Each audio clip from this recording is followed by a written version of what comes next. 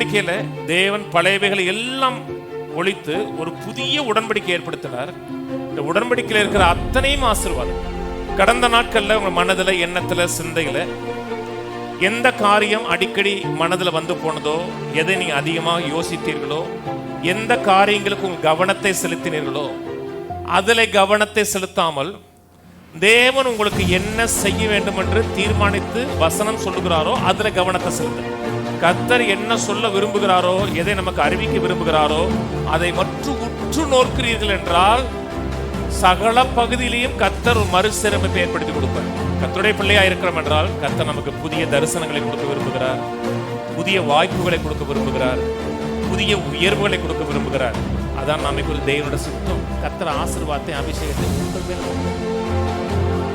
உங்கள் மேல வச்சிருக்கிறாரா?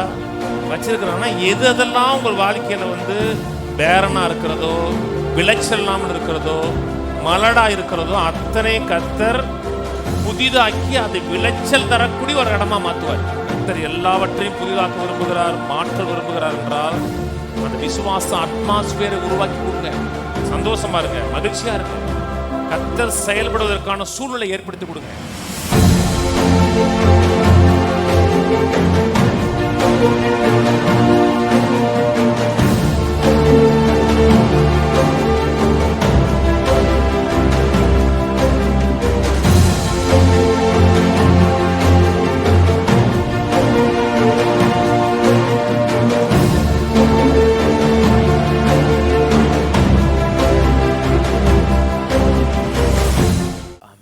பக்கத்தோட கை கொடுத்து சொல்லுவோம், உங்களுக்கு இனிய புத்தாண்டு நல்வாழ்த்துக்கள். Happy new year. Amen. Happy year கிடையாது, ஹேப்பி நியூ இயர். எத்தனை இயர் வருது, ஆனால் ஒவ்வொரு இயரையும் சொல்லும் பொழுது ஹேப்பி நியூ இயர்னு சொல்கிறோம். அதனால் இது மெய்யாவே நமக்கு ஒரு புதிய வருடமாக இருக்கும் என்று நான் விசுவாசிக்கிறேன். வெளிப்படுத்தின விசேஷம் 21ஆம் அதிகாரம் திருப்புவோம். 1ஆம் வசனத்தில் வாசிக்கிறேன். வெளிப்படுத்தின விசேஷம் 21:1. பின்பு நான் புதிய வானத்தையும் புதிய பூமியையும் கண்டேன். முந்தின வானமும் முந்தின பூமியும் ஒளிந்து போயின, சமுத்திரமும் இல்லாமல் போயிற்று. யோவானாகிய நான் புதிய எருசலேமாகிய பரிசுத்த நகரத்தை தேவனிடத்திலிருந்து பரலோகத்தை விட்டு இறங்கி வர கண்டேன். நடுவில் சொல்கிறல சமுத்திரமும் இல்லாமல் போயிற்று அப்படின்னு சொல்லும் பொழுது கடலே இருக்காது, பூமி மட்டும்தான் இருக்குது அப்படின்னு நீங்கள் நினைக்கக்கூடாது. ஏன்னா வெளிப்படுத்தின விசேஷம் முழுவதும் மறைமுகமாக சொல்லப்பட்டிருக்கும். கடல்லேருந்து ஒரு மிருகம் வருதுன்னா கடல்லேருந்து வரல, பிரஜாதி உலகத்திலிருந்து ஒரு மனிதன் வருவான். புதிய வானம் புதிய பூமி வரும் பொழுது தேவனை அறியாத ஒரு கூட்டம் இந்த உலகத்தில் இருக்காது. சமுத்திரமே இருக்காதுன்னா தேவனை அறியாத ஒரு கூட்டம் இருக்காது. அந்த காலம் வரும் பொழுது முழுக்க முழுக்க தேவனுடைய மகிமையினால் நிறைந்திருக்கும் உலகம், தேவனுடைய ஜனங்கள் மட்டும் உலகம் முழுவதும் இருப்பார்கள். இது புதிய வானம் புதிய பூமி நடக்கும் பொழுது. யோவானாகிய நான் புதிய எருசலேமாகிய பரிசுத்த நகரத்தை தேவனிடத்திலிருந்து பரலோகத்தை விட்டு இறங்கி வர கண்டேன். அது தன் புருஷனுக்காக அலங்கரிக்கப்பட்ட மணவாட்டியை போல் ஆயத்தமாக்கப்பட்டிருந்தது. மேலும் பரலோகத்திலிருந்து உண்டான ஒரு பெரும் சத்தத்தை கேட்டேன். அது, இதோ மனுஷரிடத்திலே தேவனுடைய வாசஸ்தலம் இருக்கிறது, அவர்களிடத்திலே அவர் வாசமாயிருப்பார், அவர்களும் அவருடைய ஜனங்களாக இருப்பார்கள். தேவன் தாமே அவர்களுடனே கூட இருந்து அவர்களுடைய தேவனாய் இருப்பார். அவர்களுடைய கண்ணீர் யாவையும் தேவன் துடைப்பார். இனி மரணம் இல்லை, துக்கமும் இல்லை, அலறுதலும் இல்லை, வருத்தமும் இல்லை. முந்தினவைகள் ஒளிந்து போகின என்று விளம்பினது. சிங்காசனத்தின் மேல் வீற்றிருந்தவர், இதோ நான் சகலத்தையும் புதிதாக்குகிறேன் என்றார். பின்னும் அவர், இந்த வசனங்கள் சத்தியமும் உண்மையுமானவைகள், இவைகளை எழுது என்றார். கர்த்தர் நாளிலே நமக்கு சொல்லும்படியாக நம் இருதயத்தில் பேசின வார்த்தை, இதோ நான் சகலத்தையும் புதிதாக்குங்கிறார். அதுக்கு மேலே சொல்கிறார், முந்தினவைகள் ஒளிந்து போகிற அப்படிங்கிறார். தேவன் எத்தனை காரியங்களை சிலுவை மரணத்தின் மூலமாக புதிதாக்கினார். பழையவைகளை எல்லாம் ஒளிந்து போக பண்ணார், எல்லாவற்றையும் புதிதாக்கினார். தேவன் புதிதாக்கின ஒரு மாபெரும் காரியம். தேவனோடு இன்றைக்கு நாம் வைத்திருக்கிற உறவு, ஐக்கியம் என்பது நம்முடைய மாம்ச கிரியின் அடிப்படையில் தேவனோடு நாம் உறவு, ஐக்கியம் வைப்பது கிடையாது. வேறு விதமாக நியாயப்பிரமாணத்தின் அடிப்படையில் தேவனுக்கும் நமக்கு இருக்க உறவு கிடையாது. இதை செய்தால் பிழைப்பான், இதை செய்யவில்லை என்றால் அவனுக்கு சாபம் வரும் என்கிற ஒரு பிற்போக்கான உடன்படிக்கையின் அடிப்படையில் இன்றைக்கு நாம் தேவனோடு ஐக்கியம் வைப்பது கிடையாது, தேவனோடு தொடர்பு வைத்துக் கொள்வது கிடையாது. இன்றைக்கு தேவன் ஒரு புதிய உடன்படிக்கை ஏற்படுத்தி கொடுத்திருக்கிறார். இந்த புதிய உடன்படிக்கையில் இருக்கிற அத்தனையும் தேவனுடைய ஆசீர்வாதங்கள், தேவனுடைய அனுகூலங்கள். தேவன் பழையவைகளை ஒளிய பண்ணினார், அது உருவழிந்து போகும் காலம் வரும் என்று எபிரேயர் 8 சொல்லப்படுகிறார். இதோ நான் புதிய உடன்படிக்கையை ஏற்படுத்துகிறேன் என்கிறார். இந்த புது உடன்படிக்கையில் இருக்கிற அத்தனை காரியங்களும் ஆசீர்வாதமானது. இன்னைக்கு தான் காலையில் ஒரு தம்பி பேசிக்கிட்டு இருந்தார். வாலிப வயது, ஆனால் அவரை நிறைய மக்கள் எடுத்து பயன்படுத்துகிறாங்க. கொஞ்சம் ஃபேமஸ் ஆகியிருக்காரு. மோசையுடைய சித்தப்பா பையன். அவர் புரிஞ்சிருக்கும்னு நினைக்கிறேன். அந்த அந்த மோசே கை கொள்ளாததை இவர் கை கொள்றதை முயற்சி எடுப்பார். அவர் ஒரு காரியம் சொன்னார். இன்றைக்கி எத்தனை சர்ச்சில் புதிய வருஷத்து பரப்பில் இந்த வாக்குத்தத்த அட்டை கொடுக்கப்படுகிறது. தாம்பூலத்தில் வாக்குத்தத்த அட்டை பெரட்டி கிடக்குது. அந்த தாம்பூலத்தில் இருக்கிறத அந்த வாக்குத்தத்த அட்டை எடுத்து அவங்க திருப்பி பார்த்து இதான் கர்த்தர்கள் கொடுத்த வாக்குத்தத்தங்கிறாங்க. அப்படி இருக்கக்கூடாது. சிவகாசியில் தான் எல்லாமே அடிக்குது. அதனால் சிவகாசியில் போய் அதே வாக்குத்தத்தங்கள் இருக்கணும். கர்த்தரோட ஆசீர்வதிப்பார், மேன்மைப்படுத்துவார்னு இருக்கும். அப்புறம் அவன் தூக்கு போட்டு செத்தான், 4 கொண்டு செத்தான், அதுவும் அதுக்குள்ளே இருக்கணும். உனக்கு ஐயோ நிறைய அதே மாதிரி நிறைய அதுவும் உள்ளே இருக்கணும். நீ ஏன் நல்லதை மட்டும் எடுத்து உள்ளே வைக்கிறீங்கிற தம்பிக்கு விளங்கலை. அதனால தான் இன்னைக்கு உடன்படிக்கைன்னு தெரியாத ஜனங்களே நிறைய மக்கள் இங்கே பிரசங்கம் பண்ணிட்டு இருக்காங்க. தான் பிரச்சனை. இந்த புது உடன்படிக்கையில் தேவன் பழையவைகளை எல்லாம் ஒழித்து ஒரு புதிய உடன்படிக்கை ஏற்படுத்தினார். இந்த உடன்படிக்கையில் இருக்கிற அத்தனையும் ஆசீர்வாதங்கள். கிறிஸ்துவுக்குள் வாக்குத்தத்தங்கள் எல்லாம் ஆம் என்றும் ஆமென் என்றும் இருக்கிறது. இந்த புது உடன்படிக்கையில் தேவன் புதிதாக்கின இந்த புதிய உடன்படிக்கையில் சிறியவர் முதற்கொண்டு பெரியவர் வரை தேவனை அறிந்து கொள்ளலாம். அந்த நாட்களில் தேவனை அறிந்து கொள்ளணும், தேவனோடு நல்ல ஒரு உறவு, ஐக்கியம் வைக்கணும், தேவன் நம்மோடு பேச வேண்டும் என்றால் அது தெரிந்தெடுக்கப்பட்ட சிலரோடு தான் கர்த்தர் பேசினார், ஐக்கியப்பட்டார். இன்னைக்கு புது உடன்படிக்கையில் ரட்சிக்கப்பட்ட ஒவ்வொருவரோடும் கர்த்தர் பேசுகிறார், ஐக்கியப்படுகிறார், தன்னுடைய விருப்பத்தை அவர் தெரிவிக்கிறார். அதான் புது உடன்படிக்கை மேன்மை. அப்புறம் சொல்லுகிறார், இதோ நான் சகலத்தையும் புதிதாக்குறேங்கிறார். இந்த இதோங்கிற வார்த்தை ஒரு பவர்ஃபுல்லான வார்த்தை. ஆங்கில பைபிளில் பிஹோல்டுன்னு இருக்கும். பிஹோல்டுன்னா உற்றுப்பார், கவனம் சிதறாமல் பாருன்ற அர்த்தம். நான் என்ன சொல்ல வருகிறேனோ அதை உன் மனதில் கருத்தறின்னு அர்த்தம். மேலோட்டமாக பார்க்காத கருத்தறி. ஏசாயா 43 சொல்லுகிறார், முந்தினைகளை நினைக்க வேண்டாம், பூர்வமானவைகளை சிந்திக்க வேண்டாம். கிட்டத்தட்ட அதே மாதிரி இங்கே சொல்கிறார், பழையவைகள் ஒளிந்து போனங்கிறார். முந்தினைகள் நினைக்க வேண்டாம், பூர்வமானவைகளை சிந்திக்க வேண்டாம், இதோ புதிய காரியங்களை நான் செய்கிறேன்கிறார். இங்கே இதோ நான் சகலத்தை புதிதாக்குறேங்கிறாரு. கடந்த நாட்களில் உங்கள் மனதில், எண்ணத்தில், சிந்தையில் எந்த காரியம் அடிக்கடி மனதில் வந்து போனதோ, எதை நீங்கள் அதிகமாக யோசித்தீர்களோ, எந்த காரியங்களுக்கு உங்கள் கவனத்தை செலுத்தினீர்களோ அதில் கவனத்தை செலுத்தாமல் தேவன் உங்களுக்கு என்ன செய்ய வேண்டும் என்று தீர்மானித்து வசனம் சொல்லுகிறாரோ அதில் கவனத்தை செலுத்துங்க. இத்தனை நாள் உங்கள் தோல்வியை நினைச்சிருக்கலாம், வாழ்க்கையில் பட்டிருக்க அவமானங்களை நினைத்திருக்கலாம்.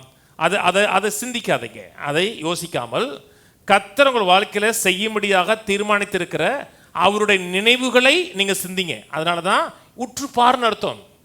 சும்மா மேலோட்டமாக பார்க்காத, உற்றுப்பார்னு அர்த்தம். அப்போஸ்தலர் நடவடிக்கையில் பேதுரும் யோவானும் ஜெபாலயத்துக்கு போகும் பொழுது பிறவியிலிருந்து சப்பாண்டியாக இருந்த அந்த வாலிபனை கொண்டு வந்து வைக்கிறாங்க. அவர் பேதுரும் யோவான் சொல்கிறார், எங்களை நோக்கிப்பார், பிஹோல்டு பண்ணு, உற்றுப்பார்ங்கிறான். அவனும் அவர்களை உற்று பார்க்குறான், நோக்கி பார்க்குறான்னு ஏதோ ஒன்றை பெற்றுக்கொள்வதற்காக நோக்கி பார்க்குறான். கர்த்தர் சொல்லுகிற காரியம் என்னதென்றால், ஏதோ ஒன்றை நான் உனக்கு ஆயத்தம் பண்ணி வைத்திருக்கிற நன்மைகளை என்னிடத்தில் பெற்றுக்கொள்வதற்காக நோக்கிப்பார். அப்படி யார் தேவனுடைய வார்த்தையை உற்று நோக்கி பார்க்கிறார்களோ அவர்களுடைய வாழ்க்கையில தேவன் தீர்மானித்திருக்கிற புதிய காரியங்கள், பெரிய காரியங்கள் வாழ்க்கையில் வெளிப்பட ஆரம்பிக்கும். எதெல்லாம் உங்கள் வாழ்க்கையில வேதனைப்படுத்தினதோ, எதெல்லாம் கஷ்டப்படுத்தினதோ, எதெல்லாம் கண்ணீர் வடித்ததோ, கண்ணீர் வடிக்க வைத்ததோ, அத்தனை காரியங்களையும் கர்த்தர் ஒளிய பண்ணி அனைத்தையும், அத்தனை பகுதியிலையும் சகலத்தையும் கர்த்தர் புதிதாக்குவார். ஏதோ சில பகுதின்னு சொல்லலை. அதனால இதோ நான் சகலத்தையும் என்றால் சகலத்தையும், வாழ்க்கையில் இருக்கிற ஒவ்வொரு பகுதியும் கர்த்தர் ரெஸ்டோர் பண்ண விரும்புகிறார், மறுசீரமைப்பு பண்ண விரும்புகிறார். அதான் கர்த்தருடைய நோக்கம். ஆனால் என்னுடைய பார்ட் என்ன, உங்களுடைய பார்ட் என்னவென்றால் அதை நான் உற்று பார்க்கணும், அதை சிந்திக்கணும், அதை யோசிக்கணும், அதை மனதில் வைத்து அவைகளை கருத்தரிக்கணும். பேதுரு நடந்து போகிறார், கடலில் நடந்து போறார். ஆண்டவரை உற்று நோக்கி பார்க்கிறவரை அவர் நடந்தார். கவனம் சிதறும் பொழுது அவர் மூழ்க ஆரம்பித்தார் இருக்கு. அவர் மூழ்க ஆரம்பிப்பது கர்த்தருடைய சித்தம் அல்ல. 2026 நம்ம மூழ்கி போவது கர்த்தருடைய சித்தம் அல்ல. எது நம்மை அச்சுறுத்தினதோ, இத்தனை ஆண்டுகள் எது நம்மை வேதனைப்படுத்தினதோ, அது மேல நடந்து போறதுதான் கர்த்தருடைய சித்தம். ஆனால் காரியம் என்ன, அவர் மேலேயே கண்களா இருக்கணும். நம்முடைய கவனத்தை சிதறக்கூடிய 1000 எண்ணங்கள், சிந்தைகள் நம்ம மனதில் வந்து தாக்கி கொண்டே இருக்கும். அது தாக்க விடாமல் கர்த்தர் என்ன சொல்ல விரும்புகிறாரோ, எதை நமக்கு அறிவிக்க விரும்புகிறாரோ அதை மட்டும் உற்று நோக்கிறீர்கள் என்றால் சகல பகுதியிலையும் கர்த்தர் ஒரு மறுசீரமைப்பை ஏற்படுத்தி கொடுப்பார், சிறந்த விதத்தில் ஏற்படுத்தி கொடுப்பார். வேதம் முழுவதும் தேவன் பயன்படுத்தின, தேவன் அற்புதம் செய்த ஒவ்வொரு மக்களுடைய வாழ்க்கையிலையும் தேவன் செய்ய நினைத்ததை உற்று பார்க்க வைத்தார். ஆபிரகாம் மிகப்பெரிய எடுத்துக்காட்டு.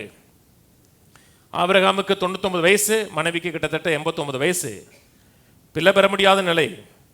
ஆரம்பத்திலே அவனை கர்த்தர் அழைக்கிறார், பேரை மாத்துறார். உன் பேர் ஆபிரகாம், இனி ஆபிரகாம் இல்லாம ஆபிரகாம்ங்கிறார். அதனால மாத்திரம் அவருக்கு பிள்ளை பிறக்கல, அவரை நோக்கி பார்க்க வைப்பதற்கு கர்த்தர் பல பாடுகள் பட்டார். நீங்க நிறைய மக்களுடைய வாழ்க்கையில ஏன் அற்புதங்கள் நடக்கல, தேவன் விரும்புகிற ஆசீர்வாதங்கள் நடக்கல என்றால், தேவன் அவர்களுக்கு என்ன செய்ய விரும்புகிறாரோ அதை அவர்கள் நோக்கி பார்க்க வைப்பது கர்த்தர் கடினமா இருக்கு. ஏன்னா எண்ணங்கள், சிந்தைகள், பலதரப்பட்ட காரியங்களை டிஸ்ட்ராக்ட் ஆகுது. அன்னைக்கு கர்த்தர் ஆபிரகாம் பார்த்து சொன்னார், வானத்தை பாரு, நைட் ஆனா வானத்தை பாரு, பகலான தரையை பாரு, நீ எங்கேயுமே தவற பண்ண முடியாது. ஒரு நாள் கேட்குற, வானத்தை பாரு, நட்சத்திரங்கள் எண்ணுங்கிறாரு. எண்ணி பார்த்தான், 1,96,000. நான் ஐயோ தப்பு நம்ப தெரியலையே. இன்னொரு எண்ணினாரு. எண்ணி பார்த்தேன், ஐயோ என்ன முடியல, அப்படி ஒரு சந்ததி இருக்குன்னாரு. என்னைக்கு அவன் உற்று நோக்க ஆரம்பித்தானோ அவன் சரீரம் மாற ஆரம்பிச்சது. கர்த்தர் அவனுடைய சரீரத்தை முற்றிலுமாக புதிதாக்கினார். சரீரம் செத்து போன சரீரத்தை கர்த்தர் உயிர்ப்பித்தார். நோக்கி பார்க்கறதுல மிகப்பெரிய ஒரு ஆசீர்வாதம் என்னதென்றால், நாம் எதை நோக்கி பார்க்கிறோமோ அதுவாகவே மாற ஆரம்பிப்போம். எதுவும் சொல்லுகிறது, கர்த்தருடைய மகிமையை கண்ணாடியில் காண்கிறது போல கண்டு அந்த சாயலாகவே மாற ஆரம்பிப்போம். அதனாலதான் கர்த்தர் சொல்றார், சிங்காசனத்தில் வீற்றிருக்கிறவர் சொல்றாரு, இதே ரோட்ல போறேன்னு சொல்லல, கர்த்தர் சொல்றாரு, இதோ நான் எல்லாவற்றையும் புதிதாக்குறேன். ஆனா உன்னுடைய பார்ட் என்ன, வேற எதையும் கவனம் செலுத்தாமல் நான் என்ன உனக்கு செய்ய வேண்டும் என்று தீர்மானித்திருக்கணும், அதை மட்டும் நோக்கிப்பார், அதை மட்டும் சிந்தி. நோக்கி பார்த்தோம் என்றால் பிரகாசம் அடைவோம். எலியா எலிசா சம்பவம் கூட நிறைய தீர்க்கதரிசிகளின் புத்திரர்கள் இருந்தாங்க. எலியாவோ எலிசா மட்டுமல்ல, அதில் ஒரு டீமே இருக்கு. அந்த தீர்க்கதரிசியின் புத்திரர்கள் இருக்காங்க இல்லையா, ஒன்லி பேச்சு மட்டும்தான் அவங்களுக்கு சொல்றான், இன்னைக்கு உங்களுடைய எஜமான் எடுத்துக்கொள்ளப்படுவார், அதெல்லாம் தெரியுது. ஆனால் எலிசா மட்டும்தான் பின்னாடியே போறாரு. அப்போ எலிசா கேட்குறா எலியாட்ட, உன்னுடைய அபிஷேகம் எனக்கு ரெட்டிப்பா வேணுங்கிறார். அப்புறம் எலியா சொல்றாரு, நீ என்னை பார்த்தேன்னா கிடைக்கின்றார். அவர் வேற எங்கும் கவனம் செதறாமல் அவன் சொன்னான் இவன் சொன்னான்னு பார்த்துட்டு அப்படி பார்த்துருந்தாருன்னா இவர் சுருன்னு மேலே போயிருப்பார். அவரை பார்த்தோம்னா அப்ஸ்காண்டு. அவர் கவனம் எங்கும் சிதறாமல், அவர் கவனம் எலியா மேலே இருந்தது. எந்த அபிஷேகம் அவர் மேலே இருந்தோ அதே அபிஷேகம் மேலே ரெட்டிப்பால் இறங்குனது. நிறைய மக்கள் உற்று பாருங்கன்னா பார்ப்பாங்க, என்னையே பார்த்துட்டே இருப்பாங்க. 2 மணிக்கு முடிப்பானா, 3 மணிக்கு முடிப்பானா, 1 மணிக்கு ஆரம்பிச்சிருக்கேன் பிரசங்கம், எப்போ முடிப்பான் தெரியலையோ. அவங்களும் பார்ப்பாங்க, ஆனால் அவனுடைய மனது வேற காரியத்தின் மேலே இருக்கும். தேவனோட வாழ்க்கையில் நம்முடைய பாவத்தின் மூலமாக, பிசாசனோட வாழ்க்கையில் செய்த கிரியின் மூலமாக நடந்த எல்லா தீமைகளையும் தேவன் மறுசீரமைப்பு பண்ண விரும்புகிறார், ரெஸ்டோர் பண்ண விரும்புகிறார். ஏதோ சில காரியங்களே இல்லை, எல்லாவற்றையும் கர்த்தர் மறுசீரமைப்பு பண்ண விரும்புகிறார். சில காரியங்களை இழந்திருக்கலாம், சில காரியங்கள் உங்களுக்கு ஒரு பின்னடைவை ஏற்படுத்தி கொடுத்துருக்கலாம். முன்னேறி போனவர்கள் அப்படி நின்றுருக்கலாம், இல்லாட்டது பின்னடைவை ஏற்படுத்தி கொடுத்துருக்கலாம். இல்லை நம்மளோட வாழ்க்கை இவ்வளோதான், இப்படித்தான் வாழ்க்கைக்கு இருக்கணும் இருக்க, இதான் கடவுள் நமக்கு நியமித்தது இருக்கும் என்று நினைக்காதீங்க. வாழ்க்கையில் ஒரு தேவன் இருக்கிறார். நம்ம தோல்வியில் வாழ்வது கர்த்தருடைய சித்தம் அல்ல, இருக்கிற நிலையிலையும் இருப்பது கர்த்தருடைய சித்தம் அல்ல. நம்ம கர்த்தருடைய பிள்ளையாக இருக்கிறோம் என்றால் கர்த்தர் நமக்கு புதிய தரிசனங்களை கொடுக்க விரும்புகிறார், புதிய வாய்ப்புகளை கொடுக்க விரும்புகிறார், புதிய உயர்வுகளை கொடுக்க விரும்புகிறார். அதான் நமக்கு ஒரு தேவனுடைய சித்தம். அதனால தான் சொல்றார், நான் எல்லாவற்றையும் சகலத்தையும் புதிதாக்குறேன். பொருளாதாரத்தில் ஒரு விரல் மந்த நிலையில் இருக்கலாம், கடன் வாங்கக்கூடிய நிலையில் இருக்கலாம். அதையும் கர்த்தர் மறுசீரமைப்பை ஏற்படுத்தி கடன் கொடுக்கக்கூடியதில் கர்த்தர் கொடுக்க விரும்புகிறார். முக்கியம், பொருளாதாரத்தை வாழ்நாள் முழுக்கும் பிதிக்கி செலவழிச்சிட்டு இருக்கக்கூடாது. கடைக்கு போய் ஒரு காரியம் பிடிக்குது, ஒரு பொருள் பிடிக்குதுன்னா வாங்கிட்டு வரணும். பிடிச்சதுக்கப்புறம் இல்லை இது எனக்கு பிடிக்கலை, சேலை பிடிக்கலையா, விலை பிடிக்கலையா, சிலருக்கு விலை பிடிக்கலை, சேலை பிடிக்குது, விலை பிடிக்கலை. காலம் வரும்போது கர்த்தர் எல்லாவற்றையும் மறுசீரமைப்பு பண்ணுகிறார் என்றால் இழந்ததை பார்க்கலும் மேலான நிலையில் வைப்பார். ஆதாம் பாவம் செய்யும்போது தேவனுடைய உறவை இழந்தார். தேவன் ரெஸ்டோர் பண்ணுறார், மறுசீரமைப்பு பண்ணுகிறார், புதிதாக்குகிறார். இன்னைக்கு நாம் விழுந்து போக முடியாத ஒரு நிலையில் கொண்டு போய் வச்சிருக்கிறார். ஆதாம் கிறிஸ்துவுக்குள்ள இல்லை, கர்த்தர் புதிதாக்கும் பொழுது நம்மை கொண்டு எங்கே வச்சார்னா கிறிஸ்துவுக்குள்ள போய் வச்சார். கர்த்தர் உங்களை பொருளாதாரத்தை சீரமைக்கிறார் என்றால் ஏதோ வாழ்க்கை ஓடுதுன்னு இருக்காது, யோசித்து பார்க்க முடியாத அளவுக்கு மேலே கொண்டு போவார். சில நேரத்தில் மெடிக்கல் ரிப்போர்ட் சில நேரத்தில் தீமையாக இருக்கலாம், வியாதியை குறித்து சொல்லலாம். நாம் வியாதியாக இருப்பது தெய்வ சித்தம் அல்ல. சுகமடைவது மட்டுமல்ல, நல்ல ஆரோக்கியத்தோடு நல்ல பலத்தோடு வாழக்கூடிய மக்களாக இருக்கணும். இதை வாழ்க்கை ஓடுதுங்க, 2 வேளை கஞ்சி குடிக்கிறாருங்க, படுத்து கிடக்கிறாருங்க அப்படின்னு இல்லாமல் உற்சாகத்தோடு வாழக்கூடிய ஒரு ஆளாக இருக்கணும். பிள்ளைகளை குறித்த சில நேரத்தில் வேதனைப்படலாம், பிள்ளைகள் சரியில்லையே, நம்ம நினைக்கிற விதத்தில் பிள்ளைகள் இல்லையே அப்படின்ட்டு ஒரு வேதனை இருக்கலாம், மனதில் கஷ்டம் இருக்கலாம். கர்த்தர் அந்த பகுதியும் மறுசீரமைப்பு பண்ண விரும்புகிறார். எந்த பிள்ளைகளை குறித்து நீங்கள் கவலைப்படுகிறீர்களோ யோசிக்கிறீர்களோ அதே பிள்ளைகளை கர்த்தர் அற்புதமாக அடையாளமாக மாற்றுவார். கர்த்தர் மனதையும் சீரமைக்க பண்ண விரும்புகிறார்.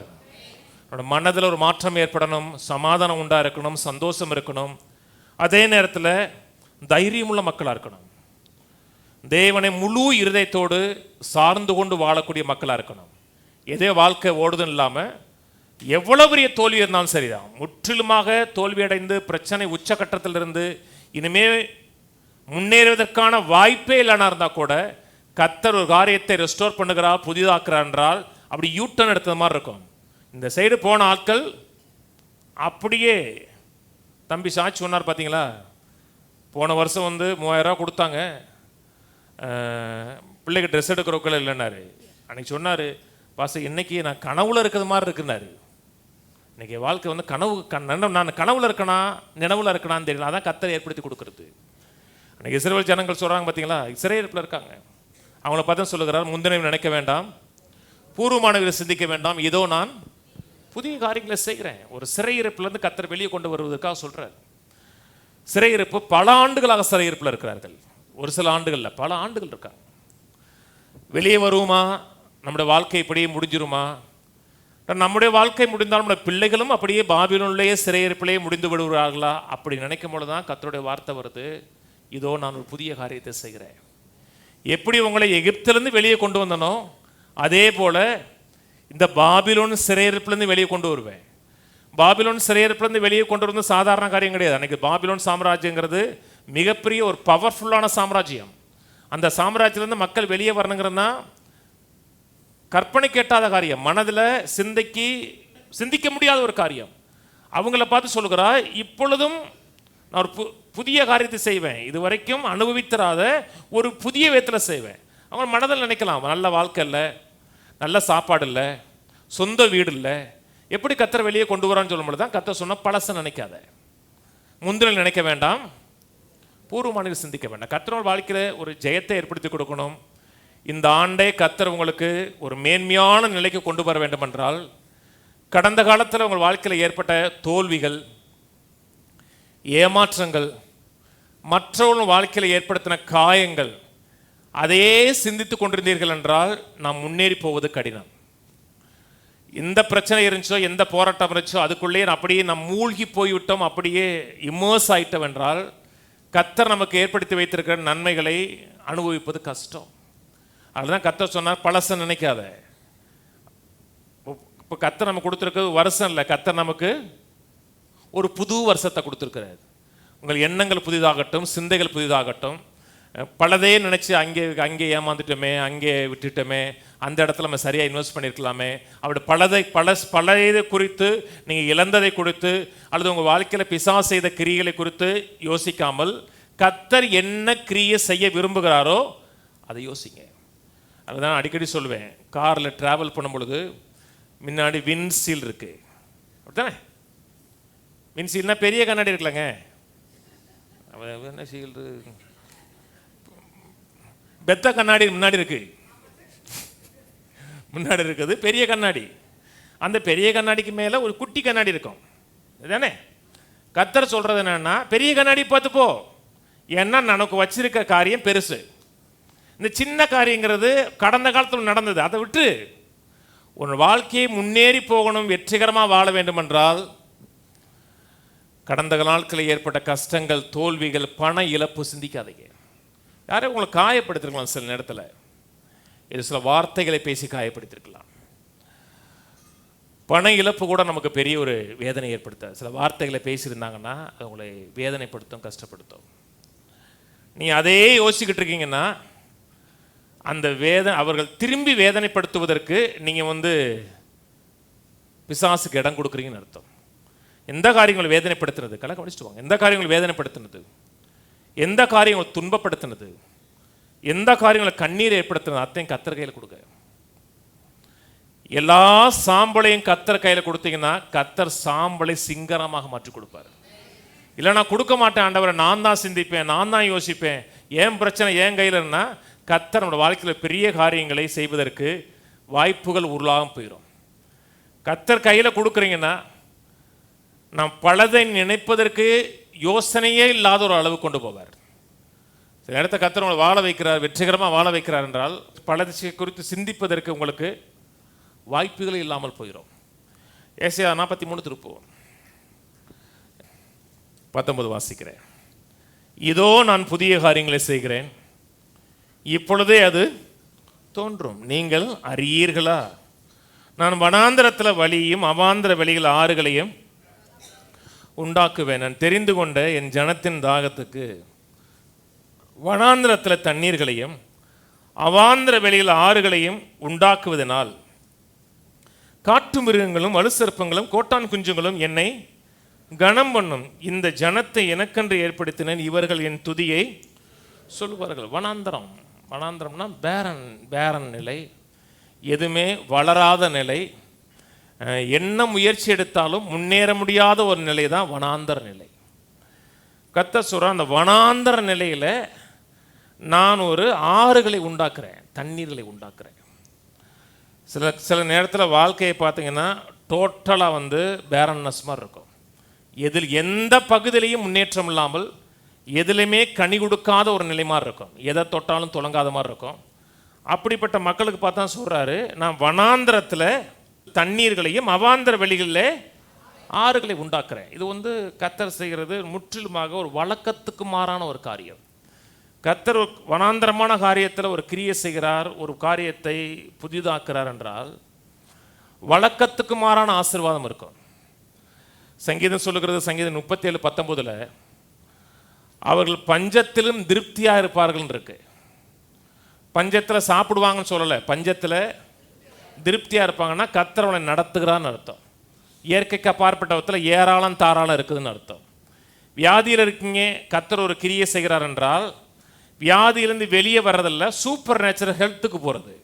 அதான் கர்த்தர் செய்கிறது. கடனில் இருக்கலாம், கடனை அடைக்க முடியாத ஒரு நிலையில் இருக்கலாம், எவ்வளவு முயற்சி எடுத்தாலும் கடன் அடையாத நிலையில் இருக்கலாம்.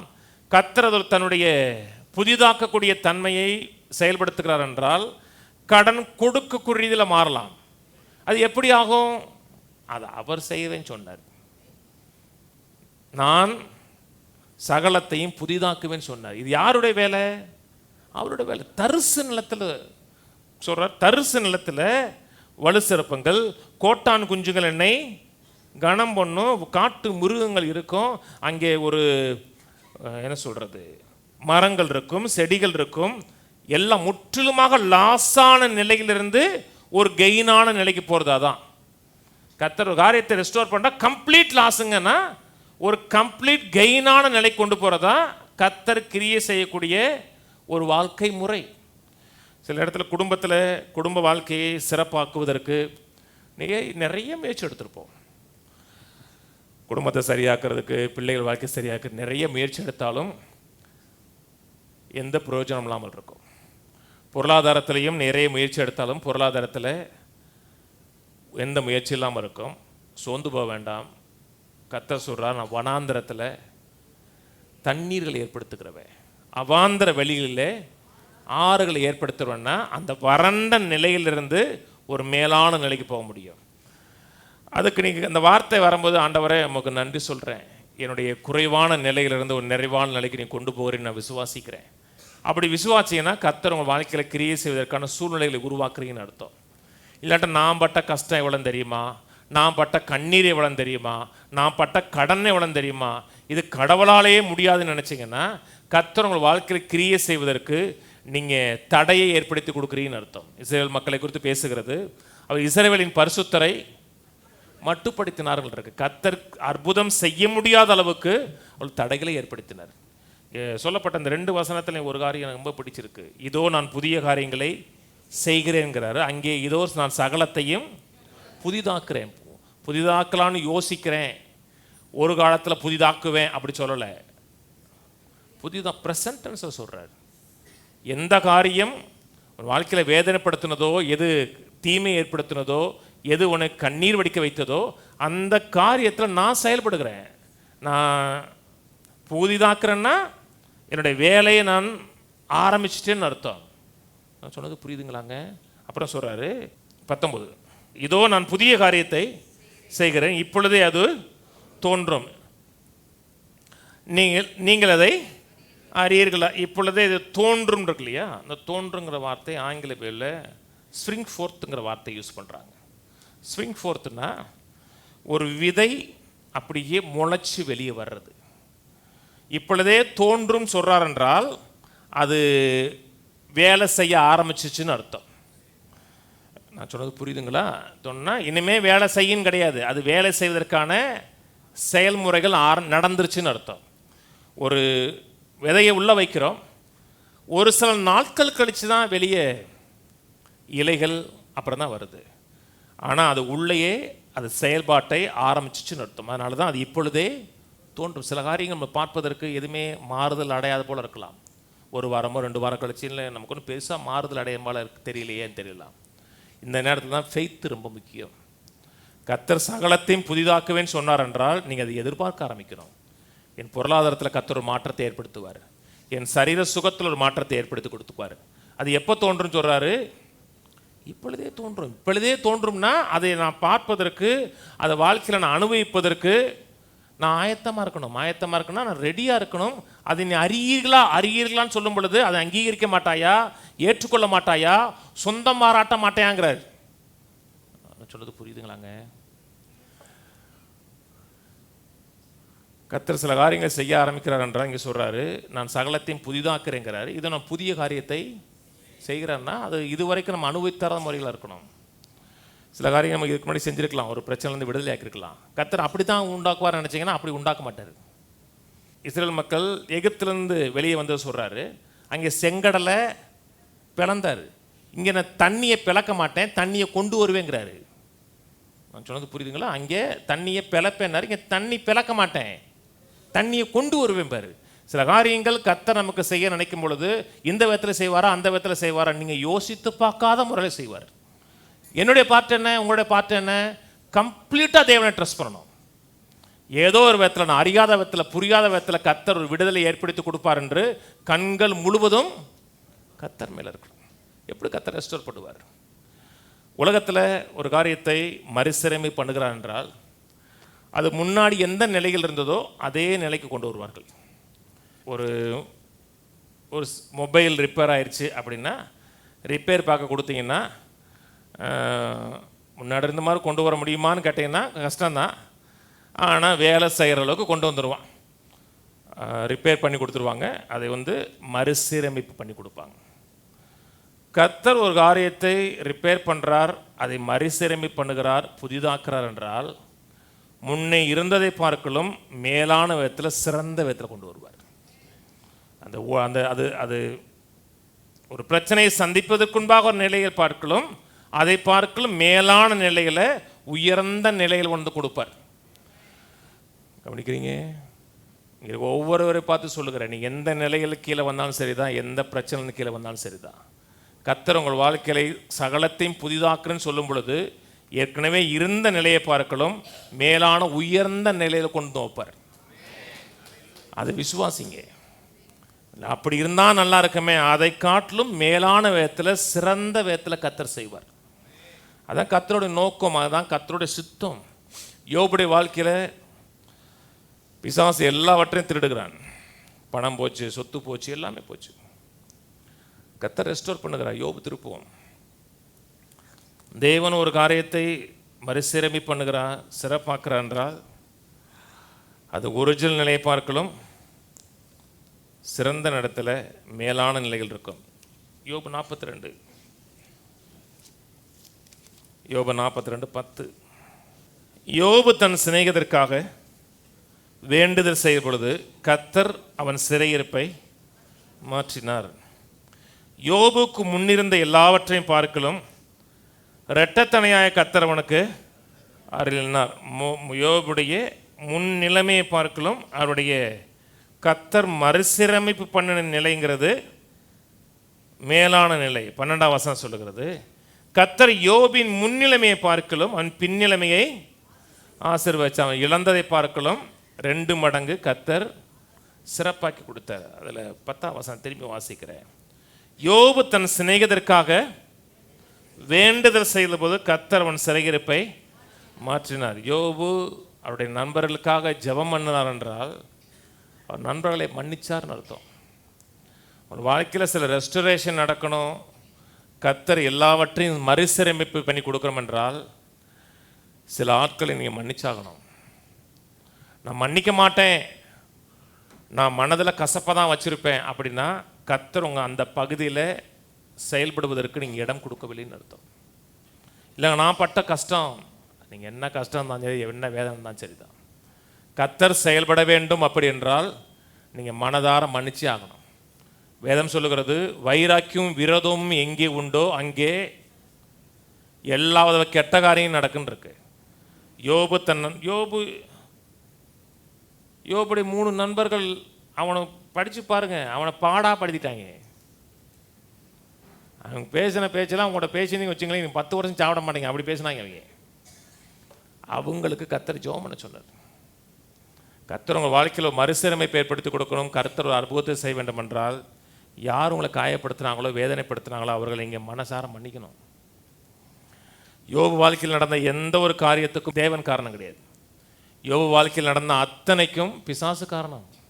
வேதம் சொல்ல நீதிமொழிகள் 6ஆம் அதிகாரத்தில் வாசிங்க, இந்த பக்கம் வச்சுக்கோங்க. நீதிமொழிகள் 6:30 வசனம். திருடன் தன் பசியாற்ற திருடினால் ஜனங்கள் அவனை இயலமாட்டார்கள். அவன் கண்டுபிடிக்கப்பட்டால் 7 மடங்கு கொடுத்து தீர வேண்டும். தன் வீட்டிலுள்ள பொருள்களெல்லாம் கொடுக்க வேண்டியதாக இருக்கும். திருடன் பிடிபட்டான் என்றால் அவன் எடுத்ததை பார்க்கலும் 7 மடங்கு திரும்பி கொடுக்கணும். பிசாசு திருடன், பிசாசு உங்களுக்கு எதுவுமே கொடுக்க மாட்டான். கொடுப்பானா? பிசாசு திருட கொல்ல பிசாசு கொடுப்பான்னு எங்கேயுமே சொல்லலை. ஆனால் யார் கொடுப்பா? கர்த்தர் கொடுப்பார். வேதம் சொல்லுகிறது சங்கீதம் 69:4, நான் எடுக்காததை கொடுக்க வேண்டியிருக்குதுன்னர். அவர்கிட்ட வந்து எடுக்கலை, எடுத்தாரா? எந்த தீமை செய்யலை. ஆனால் கர்த்தர் சொல்கிறாரு, நான் எடுக்கலை, ஆனால் நான் கொடுக்குறேன். ஏன் கொடுக்குறேன்? பிசாசை நான் படைத்தேன். பிசாசா படைக்கலை, தேவதூதனா படைச்சாரு. இப்போ பிள்ளையை பெற்றோம், நல்ல பிள்ளை தான் பெற்றோம். சில நேரத்தில் பிள்ளை ஒரு டேமேஜ் ஏற்படுச்சுன்னா, இல்லைங்க நான் பெக்கும் போது நல்லா தான் இருந்தாங்க, அவனை போய் கேளுங்கன்னு சொல்ல மாட்டோம். பெற்றுட்டோமே, அது என்ன பிரச்சனையோ நம்ம அதை சால்வ் பண்ண வேண்டியிருக்கோம். அதுதான் கர்த்தர் சொன்னால், நான் எடுக்கலை, நான் திருடலை, ஆனால் அதுக்கு நான் கொடுக்குறேன். இது பிசாசினால் வந்தது. இந்த பிரச்சனை, இந்த போராட்டம் பிசாசினால் ஏற்படுத்தினது என்று கரெக்டாக இனம் கண்டீர்கள் என்றால், கர்த்தர் உங்களை இழந்ததை பார்க்கலும் 7 மடங்கு திருப்பி கொடுப்பார். விசுவாசிங்க. கர்த்தர் என்னெல்லாம் வேதனைப்படுத்தினதோ, எதெல்லாம் கஷ்டப்படுத்தினதோ, கர்த்தாவே அந்த பகுதியில் உங்களுடைய கிருபை உண்டாகட்டும், உங்களுடைய தயவு உண்டாகட்டும், உங்களுடைய மறுசீரமைப்பு உண்டாகட்டும். கர்த்தரை நோக்கி கேளுங்க. யோபுடைய வாழ்க்கையில் கர்த்தர் செய்தாரா? கர்த்தர் செய்தார். எரேமியா போவோம். கர்த்தர் உங்கள் வாழ்க்கையில் அற்புதம் செய்ய நினைக்கிறீங்களா? மாறுதல் நினைக்க விரும்புகிறீங்களா? முதல் காரியம், மனதில் கவலை இல்லாமல், ஸ்ட்ரெஸ் இல்லாமல் ரெஸ்ட்டுக்குள்ளே போகணும். நீங்கள் ரெஸ்ட்டுக்குள்ளே போகாத வரை, இலைப்பாறுதலுக்குள்ளே போகாத வரை கர்த்தர் அந்த பகுதிக்குள்ளே கிரியை செய்ய முடியாது. அவமானத்தின் உணர்வு, குற்ற உணர்வு, இதெல்லாம் உங்கள் வாழ்க்கையில் முன்னேறி போக முடியாத, சுமக்க முடியாத ஒரு பேக்கேஜ் மாதிரி. சொல்கிறது புரியுதுங்களா? நம்ம சரியில்லையோ, நம்ம தப்பு பண்ணிட்டோமோ, அதனால தான் வந்துச்சோம், அப்படி இந்த அவமானத்தின் உணர்வு உங்கள் மேலே பிசாசு சுமத்திட்டான்னா முன்னேறி போவது கஷ்டம்.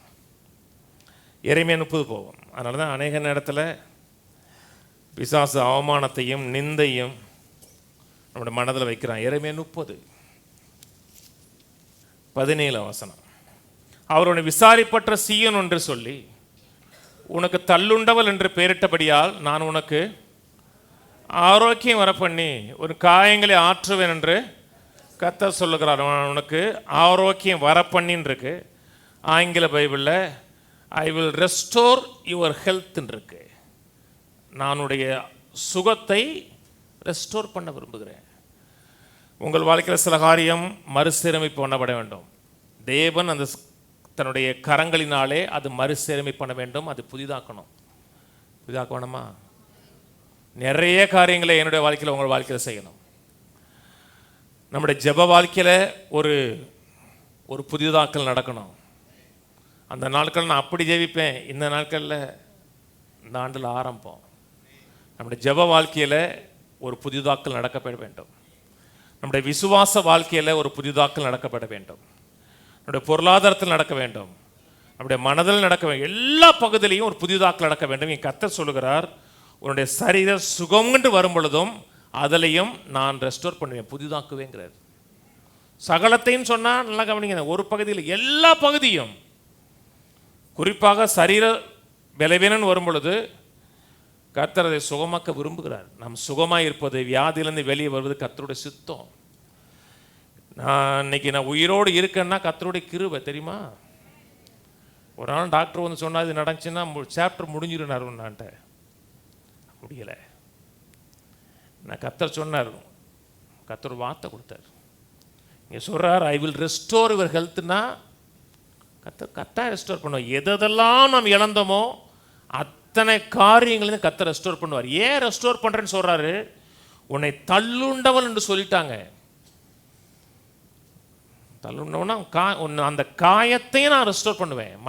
சரீரத்தில் மட்டும் இல்லை, மனதில் இருக்க காயத்தை ரெஸ்டோர் பண்ணுவேன். உன்னை தள்ளுண்டவன் சொல்லிட்டாங்க. அப்புறம் சொல்கிறாரு, நீ விசாரிப்பற்ற சீயோன் என்று சொல்லிட்டாங்க. அதனால் அந்த மனதில் ஏற்படுகிற காயத்தையும் நான் ரெஸ்டோர் பண்ணுவேன். சரீரத்தில் ஏற்படுகிற காயத்தை ஒரு பர்னால் போட்டோம்னா மாறிடுங்க. ஆனால் மனதில் ஏற்படுகிற காயம் சொல்கிறாங்க. பார்த்தீங்களா, கட்டையில் போனால் கூட நல்லா கவனியும், உங்களை கட்டையில் வைக்க மாட்டோம், பெட்டியில் வைப்போம். அதனால் அந்த லாங்குவேஜ், நான் பெட்டியில் போனால் கூட அதையும் மறக்க வைப்பாருங்க கர்த்தர். நீங்கள் மனசில் வேதனையோடு இருந்தீங்கன்னா சரீரம் சுகமே ஆகாதுங்க. கர்த்தர் எல்லா பகுதியிலும் ஏன் கவனமாக இருக்கிறார் என்றால், கர்த்தர் நமக்கு எதிராக இல்லை, கர்த்தர் நம்ம சைடில் இருக்கிறார். அன்னைக்கு இஸ்ரேல் மக்கள் நினைச்சாங்க எல்லாமே எதிராக இருக்கு, எல்லாம் எதிராக இருக்கு, ஆனால் ஒருத்தர் உங்கள் சைடில் நிற்கிறார். கையில் ஊதி சொல்லுவோம், தேவன் என் பட்சத்தில் இருக்கிறார், எனக்காக இருக்கிறார். என் வாழ்க்கையில் இருக்கிற அத்தனை பிரச்சனைகளையும் போராட்டங்களையும் சவால்களையும் தேவன் மாற்றி என் வாழ்க்கையில சகலத்தையும் புதிதாக்க விரும்புகிறார். ஆமேன், ஆமேன். யோவேல் திருப்போம். யோவேல் 2ஆம் அதிகாரம் 21. தேசமே பயப்படாதே, மகிழ்ந்து களிகூறு, கர்த்தர் பெரிய காரியங்களை செய்வார். ஏற்கனவே சொல்லியிருக்கேன், இந்த மொழிபெயர்ப்பு அப்படி மொழிபெயர்ப்பப்படக்கூடாது. ஏன் அப்படி மொழிபெயர்க்க கூடாதுன்னா, எபிரேய மொழியில் எதிர்காலத்தில் எதுவுமே எழுதப்படலை. எபிரேய மொழியில் ஒரு காரியம் சொல்லப்படுகிறது என்றால் ஒன்று கடந்த காலத்தில் இருக்கும், இல்லை என்றால் நிகழ்காலத்தில் இருக்கும். எதிர்காலத்தில் எபிரேய மொழியில் சொல்லப்படவில்லை. ஆரம்ப நாட்களில் பேசும்போது எதிர்காலத்தில் பேசலை. அதனால தான் கர்த்தர் சொன்னார், உன்னை நீ ஆபிரகாம் என்று அழைக்கப்படுகிறாய் என்று சொன்னார். பேர் வைக்கும்போதே சொன்னார். என்ன அழைக்கப்படுவாய்ங்கிறது நம்ம புரியறதுக்காக சொல்லப்பட்டிருக்கிறது. எப்படி மொழிபெயர்க்க வேண்டும் என்றால், கர்த்தர் பெரிய காரியங்களை செய்திருக்கிறார், தேசமே பயப்படாதே, மகிழ்ந்து களி கூறு. கர்த்தர் பெரிய காரியங்களை செய்ய ஆரம்பிச்சிட்டார், அது தோன்ற ஆரம்பிச்சிருச்சு, செயல்பட ஆரம்பிச்சிருச்சு. அதனால தேசமே பயப்படாதே, களி கூற ஆரம்பிக்கிறார். எப்போ நான் களி கூறுகார ஆரம்பிக்கிறோமோ அப்போதான் அவருடைய செயல்பாடுகள் என் வாழ்க்கையில் செயல்பட ஆரம்பிக்கும். முக்கியம் இந்த ரெஸ்டோரேஷன், கர்த்தர் புதிதாக்கக்கூடிய காரியம் வாழ்க்கையில் மற்ற பகுதியில் செயல்பட வேண்டும் என்றால், இந்த களி கூறுகிறது, ரிஜாய்ஸ் பண்ணுறது, ஜாய், இதெல்லாம் ரொம்ப முக்கியமான ஒரு காரியம். கீழே வாசிப்போம். வெளியின் மிருகங்களே பயப்படாதீங்கள், வனாந்திரத்தில் மேய்ச்சல் உண்டாகும். எங்கே? வனாந்திரத்தில். சொல்கிற ஸ்டைல்லாம் பார்த்தீங்கன்னா முற்றிலும் அன்காமனாக இருக்கும்.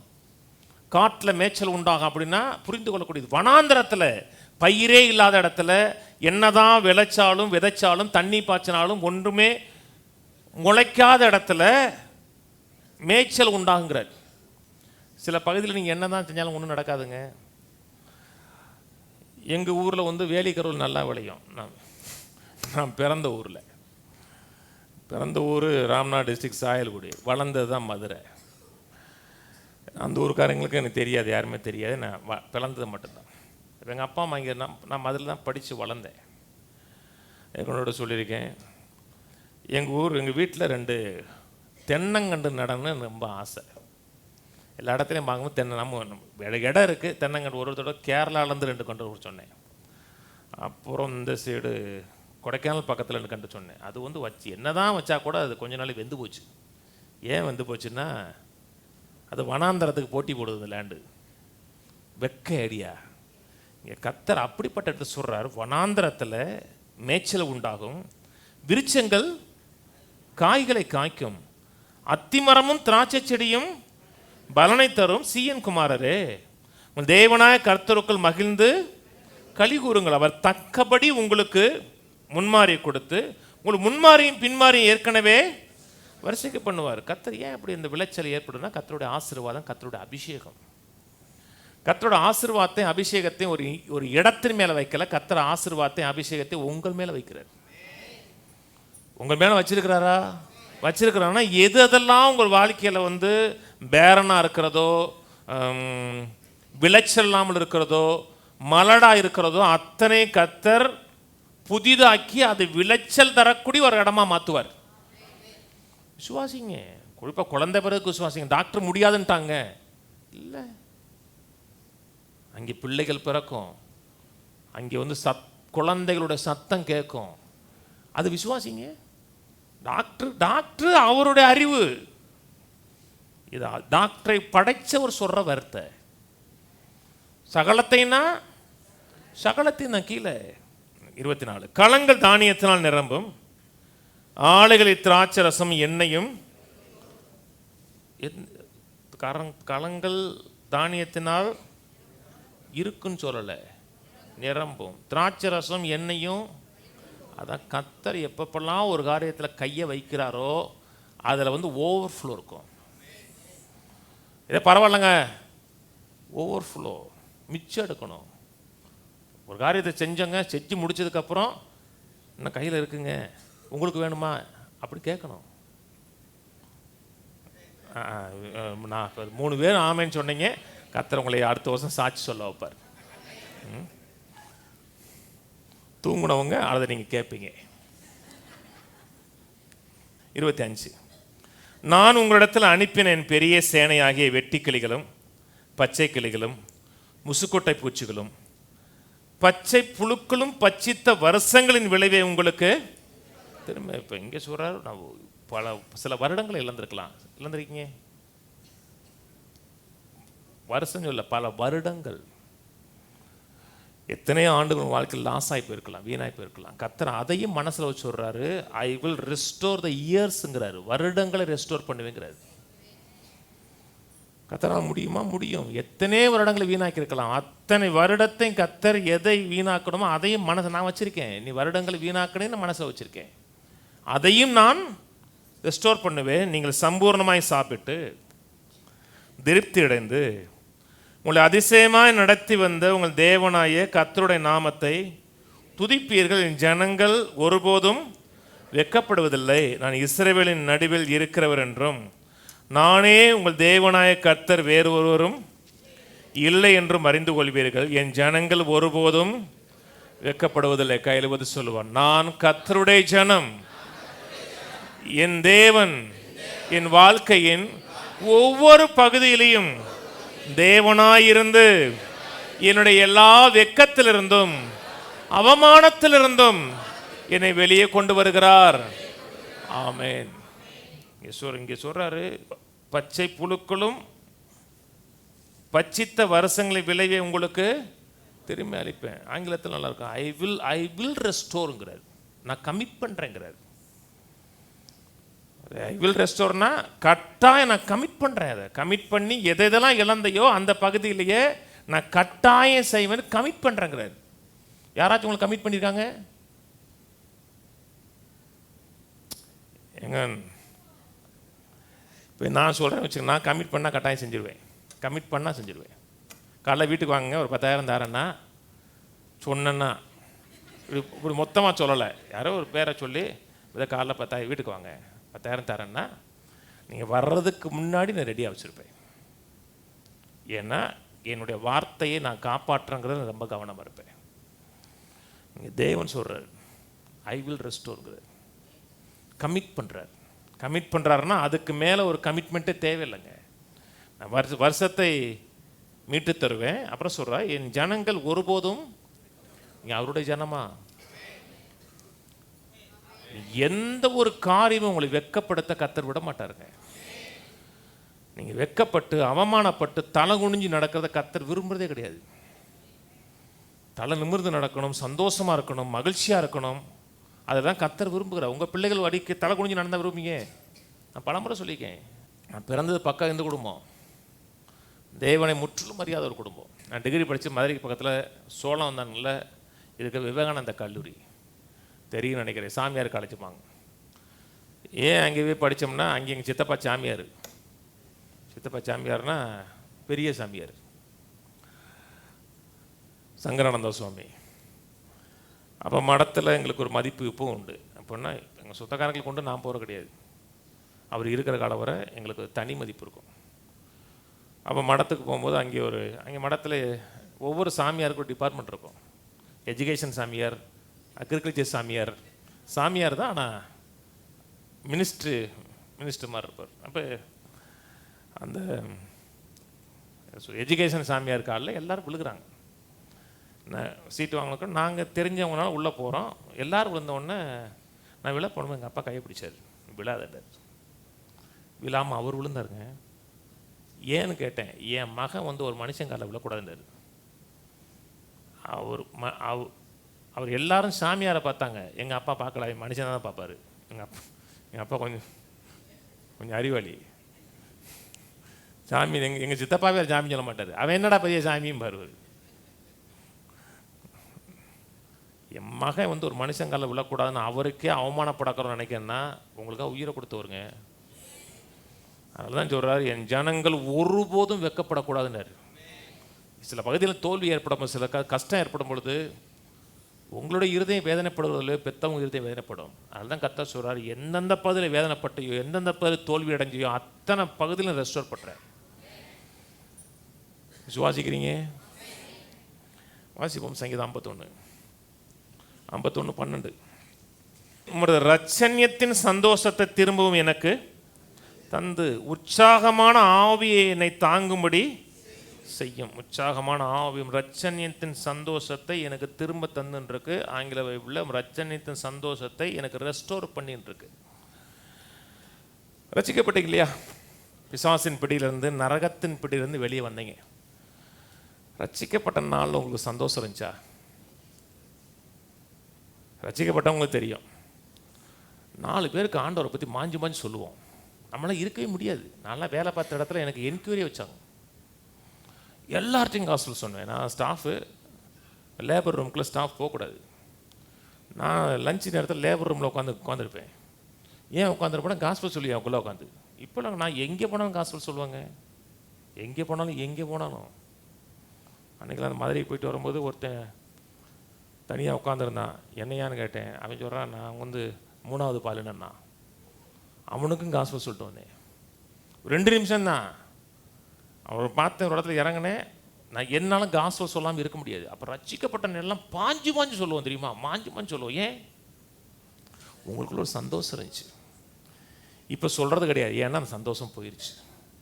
சில கஷ்டங்கள், சில துன்பங்கள், சில இழப்புகள், சில விரும்பத்தகாத காரியங்கள் நடக்கும்போது ஆமாம் எண்ணத்தை சொல்லி எண்ணத்தை கண்டோம்.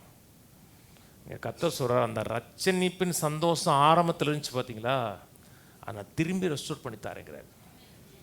அன்னைக்கு தைரியமாக போய் சொன்னேல, அதே மாதிரி உனக்கு திரும்பி சொல்ல வைப்பேன். உங்களுக்கு ஆசை இல்லை? எல்லாம் அவமானம், நிந்தை 4 பேருக்கு முன்னாடி பார்க்கும்போது உங்களுக்கு கஷ்டமாக இருந்தது, அத்தனையும் மாற்றி, அவமானம், கஷ்டம், துன்பத்தை எல்லாம் பற்றி மாற்றி அன்னைக்கு ரட்சிக்கப்பட்டபோது ஒரு சந்தோஷம் திரும்பி நான் ரெஸ்டோர் பண்ணுறேன். ஆனால் ஒரு காரியம், நான் படித்த எல்லா வசனத்தில் ஒன்று திரும்ப வரும். என்னென்னா சந்தோஷம், ரிஜாய்ஸ், ஜாய் வந்துகிட்டே இருக்கும். மகிழ்ச்சி, கலிகூறுதல் தொடர்ந்து வந்துகிட்டே இருக்கும். நான் மகிழ்ச்சி அடையலை, கலிகூறுதல் அடையலைன்னா கர்த்தர் இங்கே கிரியை செய்வதற்கான ஒரு வாய்ப்புகளை என்னால் உருவாக்கி கொடுக்க முடியலன்னு அர்த்தம். ஆபகுக்கு திருப்போம். ஆபகுக்கு 3 போவோம். ஆபகுக்கு 3:17. அத்திமரம் துளிர் விடாமல் போனாலும், திராட்சை செடிகள் பலம் உண்டாகாமல் போனாலும், ஒலிவ மரத்தின் பலன் அற்று போனாலும், வயல்கள் தானியத்தை விளைவியாமல் போனாலும், கிடையில் ஆட்டு மந்தை முதலற்று போனாலும், தொழுவத்தில் மாடு இல்லாமல் போனாலும், நான் கர்த்தருக்குள் மகிழ்ச்சியாக இருப்பேன். ஆங்கிலத்தில் ஐ வில் ரிஜாய்ஸ் இருக்கு. எல்லாமே இருந்தால் கூட நான் என்ன செய்வேன்? நான் ரிஜாய்ஸ் பண்ணுவேன். I will rejoice. என் ரட்சிப்பில் தேவனுக்குள் களி கூறுவேன். எவ்வளவு கஷ்டம் இருந்தாலும் சரிதான், துன்பம் இருந்தாலும் சரிதான், சந்தோஷப்படுவதற்கான எந்த முகாந்திரம் இல்லாமல் இருந்தாலும் சரிதான், நீ ஆண்டவரை நோக்கி, ஆண்டவரை நான் உமக்குள்ள களி கூறுவேன்னா கர்த்தர் சொல்லுவா, நான் ரெஸ்டோர் பண்ணுவேன் பாரு. சந்தோஷம் வேற, மகிழ்ச்சி வேற. மகிழ்ச்சிங்கிறது கையில் பணம் இருக்குது, பொருள் இருக்குது, எல்லாம் இருந்தால் மகிழ்ச்சி இருக்கும். சந்தோஷங்கிறது சில அறிவின் அடிப்பில் இருக்குது. ஒரு தேவன் இருக்கிறார், அந்த தேவனை இழந்த அத்தனையும் திருப்பி கொடுப்பார்.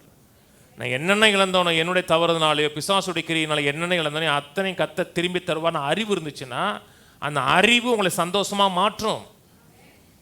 அதெல்லாம் சொல்கிறாரு, இவ்வளோ இருந்தால் கூட நான் கர்த்தருக்குள் மகிழ்ச்சியாக இருப்பேன். நான் மகிழ்ச்சியாக இருப்பேன்னு சொல்லலை, கர்த்தருக்குள் மகிழ்ச்சியாக இருப்பேன். என் ரட்சிப்பின் தேவனுக்குள் நான் அந்த அறிவில் களி கூறுகிறீங்க, மகிழ்ச்சி அடைகிறீங்க, சந்தோஷப்படுகிறீங்கன்னா கர்த்தர் சொல்வார், நான் ரெஸ்டோர் பண்ணுறேன் பாரு. நான் கிரியை செய்வதற்கு, நான் புதிதாக்குவதற்கு ஒரு சூழ்நிலையை நீ உருவாக்கி கொடுக்குறேன்னு அர்த்தம். நீங்கள் எப்பப்பெல்லாம் களி கூறுகிறீர்களோ, எப்பப்பெல்லாம் சந்தோஷப்படுகிறீர்களோ, நீங்கள் இளைப்பாறுதல் மண்டலத்துக்குள்ளே போகிறீங்க, பிளேஸ் ஆஃப் ரெஸ்ட்டுக்குள்ளே போகிறீங்க. அந்த பிளேஸ் ஆஃப் ரெஸ்ட்டுக்குள்ளே தான் ஃபெய்த் ஆப்ரேட் ஆகுது, விசுவாசம் ஆப்ரேட் ஆகுது. நீங்கள் ரெஸ்ட்டு களி கூறலை, துதிக்கலை, வேதனைப்படுறீங்கன்னா அங்கே ஃபெய்த்து வேலை செய்யாது, அங்கே ஸ்ட்ரெஸ் இருக்கும். காயம் இருக்கும், கண்ணீர் இருக்கும். ஆனால் கர்த்தாவே நான் விசுவாசிக்கிறேன், நீ என்னை ரட்சிக்கிற தேவன், என்னை விடுவிக்கிற தேவன், எனக்கு ஒரு தேவன் இருக்கிறீர். இந்த இழந்த அத்தனையும் இங்கே அவனுக்கு டோட்டல் லாஸ் மாதிரி சொல்லுது, இங்கே எல்லாமே லாஸு இருந்தால் கூட நான் கர்த்தருக்குள் மகிழ்ச்சியாக இருப்பேன், ரட்சிப்பின் தேவனுக்குள் களி கூறுவேன். 2 காரியம். பெருமை உள்ளவன் துதிக்க மாட்டான். அதுக்கு துதிக்கணும். கர்த்தர் என்ன செஞ்சிட்டாரு இல்லை கேட்பாங்க, கர்த்தர் என்ன செஞ்சிட்டாருமாங்க, என்ன செஞ்சிட்டாரு, சர்ச்சுக்கு போய் என்னத்தை கண்டேன், அவங்களுக்கு பெருமை இருக்குன்னு அர்த்தம். ஹம்புல் உள்ளவன், தாழ்மை உள்ளவன் கர்த்தரை துதிப்பான். அந்த கரத்துக்குள்ள நான் அடங்கி இருக்கிறேன், என்னை உயர்த்துமால் கூடும், மேன்மைப்படுத்துமால் கூடும், நீரின் தேவன், நீ அத்திமரம் பலன் கொடுக்கலாம் சரி, எல்லாமே ஃபெயில் ஆனா கூட சரி, நம்ம துதிப்பேன் சோத்தரிப்பேன்னா கர்த்தர் சொல்லுவார், நான் உன்னை ரெஸ்டோர் பண்ணுவதற்கான வாசல் திறந்து வச்சிருக்கேன். அங்கேதான் கர்த்தர் அற்புதங்களையும் அதிசயங்களையும் நடப்பிக்க முடியும். ஆனால் நான் முறுமுறுக்கிறேன், குறை சொல்றேன் அப்படின்னா வேலை நடக்காது. ஏசி 61:7 உன் வெக்கத்துக்கு பதிலாக இதில் ரெஸ்டோர் பண்ணுறது. என் ஜனம் கத்த சொன்னால், என் ஜனம் ஒருபோதும் வெக்கப்படாது. தோல்வி அடைஞ்சப்பெல்லாம் வெக்கம் உண்டாகுங்க, 4 பேரை பார்க்கறது கஷ்டமாக இருக்குங்க. அன்றைக்கெல்லாம் ஒருத்தவங்க சொன்னாங்க, என்ன உங்கள் மகன் என்ன படிக்கிறான்னு கேட்டேன். அவன் 10th முடிச்சுட்டு +1 படிக்கிறாங்கன்னு சொல்லவே இல்லைண்ணே, பாஸ் பண்ணிட்டாண்டு. சொல்லக்கூடியதில் மார்க் இல்லை பாஸ்ன்னாங்க. அப்போ நீங்கள் சொல்லக்கூடியது இல்லைன்னா கூட அப்போ உங்களுக்கு அந்த இடத்த சொல்கிறது கஷ்டமாக இருக்கு இல்லையா? நல்ல மார்க் எடுத்தீங்கன்னா அதனால தான் கத்த சொன்னார், எந்த பகுதியிலையும் தோல்வி அடைஞ்சிடக்கூடாது. உன் வெக்கத்துக்கு பதிலாக இரட்டத்தனையான பலன் வரும், லட்சைக்கு பதிலாக தங்கள் பாகத்தில் சந்தோஷப்படுவார்கள், அது நிமித்தம் தங்கள் தேசத்தில் இரட்டிப்பான சுதந்திரம் அடைவார்கள், நித்திய மகிழ்ச்சி அவர்களுக்கு உண்டாயிருக்கும். மகிழ்ச்சி, சந்தோஷம் அதுங்கிறது வாழ்க்கையின் பார்ட்டாக இருக்கணும். உலகம் முழுவதும் கவலைப்படுகிற, கண்ணீர் விடுகிற ஜனங்கள் மத்தியில் இருக்காங்க. பிரச்சனை இருக்கும்போது கண்ணீர் விடுவாங்க, வேதனைப்படுவாங்க, கலங்குவாங்க. அவர்கள் மத்தியில் தான் கர்த்தர் உங்களை உப்பாக ஒளியாக வச்சிருக்கிறார். அவர்கள் கண்ணீர் விடுகிறார்கள், நீங்களும் கண்ணீர் விடுகிறீங்கன்னா அவனுக்கும் உங்களுக்கு பெரிய வித்தியாசம் கிடையாதுன்னு அர்த்தம். அவ்வளோ பிரச்சனை மத்தியில், போராட்டம் மத்தியில் நீங்கள் சந்தோஷமாக இருக்கீங்க அப்படின்னா அவன் உங்களுக்கு உற்று பார்ப்பான். அவனுக்கு இருக்க பிரச்சனை தான் உங்களுக்கு இருக்கு, வித்தியாசம் இல்லை. சில நேரத்தில் அவனுக்கும் பிரச்சனை இருக்கு, உங்களுக்கு பிரச்சனை இருக்கு. ஆனால் அவனுக்கு ஒரு தேவன் இல்லை, உங்களுக்கு ஒரு தேவன் இருக்கிறார். ஆண்டவரே நமக்குள்ள களி கூறுவேன், நமக்குள்ள சந்தோஷப்படுவேன், என் எல்லா சிறையிருப்பையும் மாற்றுவேர். என்னை பார்த்து 4 பேர் நீ சந்தோஷமா இருன்னு சொல்ல வேண்டிய அவசியம் கிடையாது. நான் சந்தோஷமாக தான் இருக்கேன், ஏன்னா எனக்கு ஒரு தேவன் இருக்கிறேன். நல்லா கவனிங்க. ரசிக்கப்பட்டீங்களா? பரிசுத்தாவி உங்க மேலே இருக்கிறாரா? தேவனுடைய கிருபையின் வார்த்தை அறிஞ்சிருக்கீங்களா? அப்படின்னா நீ கவலையே படக்கூடாது. கவலைப்பட காரியம் இருந்தாலும் கவலைப்படக்கூடாது. முதல்ல சந்தோஷமா இருக்குங்க. சில சொல்றாங்க, என்னை யாருக்குமே பிடிக்கிறது கிடையாதுமாங்க. முதல்ல உங்களை பிடிக்குமாங்க? அந்த பார்த்தீங்கன்னா 4 பேர் சத்தம் கேட்குது பாருங்க. உங்களுக்கு பிடிச்சாதாங்க உங்களை மற்றவங்களுக்கு பிடிக்கும். முதல்ல உங்களுக்கே உங்களை பிடிக்கலன்னா மற்றவங்க எதுக்கு உங்களை பிடிக்கணும்? முதல்ல உங்களை பிடிக்குங்க, சந்தோஷமா இருங்க, மகிழ்ச்சியா இருங்க. கர்த்தர் செயல்படுவதற்கான சூழ்நிலை ஏற்படுத்தி கொடுங்க. நான் சொல்றது புரியுதுங்களாங்க? கர்த்தர் எல்லாவற்றையும் புதிதாக்க விரும்புகிறார், மாற்ற விரும்புகிறார் என்றால் அந்த விசுவாச அட்மாஸ்பியரை உருவாக்கி கொடுங்க. கர்த்தர் செயல்படுவதற்கான ஒரு வாசலை ஏற்படுத்தி கொடுங்க. எப்படி இருக்கீங்க பிரதர்னு கேட்குறாங்க. சூப்பர் இருக்கேன் அப்படிங்கிறீங்க. அப்படின்னா இப்போ எல்லாமே சரியாச்சா? எப்படிங்க? சரியாகிட்டு இருக்கு, ஆன் த வே, எல்லாமே ஆன் த வேல இருக்கு. அப்போ அந்த வேலை கிடைச்சிருச்சா? கிடைக்கும். அப்போ அந்த பணம் வந்துருச்சா? வரும். எதெல்லாம் உலகம் கண்ணீர் விட்டு கவலைப்படுகிறதோ நீங்கள் சந்தோஷப்பட்ட களி கூறுவீங்களா? கர்த்தர் ஒரு அற்புதங்களை செய்வதற்கான வாசலை ஏற்படுத்தி கொடுக்குறீங்கன்னு அர்த்தம். கவலைப்படாதீங்க, கண்ணீர் விடாதீங்க. கர்த்தர் சொல்லிட்டாரு, நான் செய்வேன்னு சொல்லிட்டாருன்னு செய்வார். இல்லை அவராக செஞ்சிருவார். இல்லை உங்களோட ரெஸ்பான்ஸ் என்ன? நீங்கள் கண்ணீர் விடுங்க, கவலைப்படுங்க, நெடுங்க முழங்கால் நிற்கன்னு சொல்லலை, அதான் செஞ்சுங்க, தப்பு கிடையாது. அது கண்ணீர் விட சொல்லலை, முழங்கால் நிற்கிறது தப்பு கிடையாது. ஆனால் அது நடிப்பில் கர்த்தர் செய்வது கிடையாது. விசுவாசம் மண்டலத்துக்குள்ளே மட்டும்தான் கர்த்தர் செயல்படுறார். சில மக்கள் சந்தோஷமே இருப்பது கிடையாது, களிப்பாகவே இருப்பது கிடையாது. சொல்கிறாங்களே டிசீஸுங்கிறாங்க இல்லையா, டிசீஸுங்கிறது என்னது? டிஸ்ஈஸாக இருக்கிறது. நீங்கள் டிஸ்ஈஸாக இருந்தீங்கன்னா டிசீஸ் வரும். ஏன்னா நீங்கள் எப்போவுமே ஈஸாக இருப்பது கிடையாது, எப்போவுமே டிஸ்ஈஸாகவே இருப்பீங்க. வியாதி வரல, எனக்கு வியாதி வரலையே, வயசாக இருக்குமே உங்களுக்கு, 15 வயசு 30 வயசில் 70 வயசு ஆள் மாதிரி இருப்பீங்க. 70 வயசில் கஷ்டம், முதுமை அடைய பண்ணிடும். சந்தோஷமா இருங்க, கத்தருக்குள்ளே கழிவுறுங்க. கத்தர் உங்களுடைய ஆயுசு நாட்களையும் ரெஸ்டோர் பண்ணி கொடுப்பார். சொன்னது புரியுதுங்களா? விசுவாசிங்க, கத்தர் ஒரு மாற்றத்தை தருவார்னு விசுவாசிக்க. இந்த அவமானத்தின் உணர்வு, குற்ற உணர்வு ரொம்ப ஒரு டேஞ்சரான ஒரு ஒரு காரியம். நீங்கள் அவமானப்பட்டுட்டீங்கன்னு வச்சுங்களேன், இன்னொரு ஆள் அவமானப்படுத்தாத வரை உங்களுக்கு நிம்மதியாக இருக்காது. செக் பண்ணி பாருங்க. அவமானப்படுகிற அத்தனை பேரும் தங்களை அவமானப்பட்டதாக நினைத்த அத்தனை பேரும் யாராவது ஒருவரை அவமானப்படுத்துவார்கள்.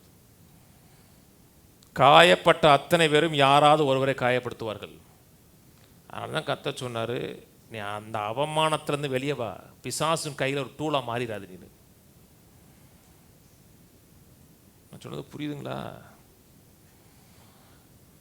அன்னைக்கு பாவம் செஞ்ச உடனே ஆதாமுக்கு வந்த ஃபர்ஸ்ட் ரிசல்ட் என்னங்க? அவமானத்தின் உணர்வுங்க. கர்த்தருக்கு நாங்கள் அந்த சொல்கிறாங்க, உங்களுடைய சத்தத்தை கேட்டுன்னு பயந்து கொண்டேன், அதெல்லாம் மெயின் கிடையாது. மெயின் காரியம் என்ன?